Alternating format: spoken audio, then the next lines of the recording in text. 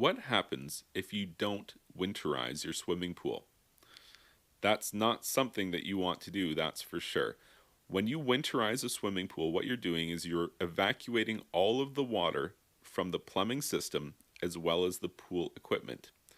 If you were to fail to do that and you live in an area where the temperature drops below freezing, you almost certainly are going to experience damage to your plumbing system as well as your pool equipment. The concern is that as water freezes, it expands, and if you have plumbing lines that are completely filled with water and then they expand, basically you have ruined your plumbing lines. You won't have a leak. Your plumbing lines will be shattered and destroyed, and you will need to replumb your entire swimming pool system.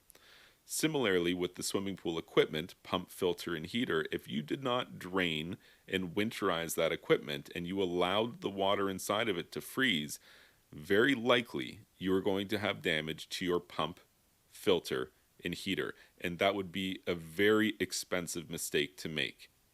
If you found this information helpful, please be sure to like this video and subscribe to my YouTube channel. And you can check out my website, swimmingpoolsteve.com.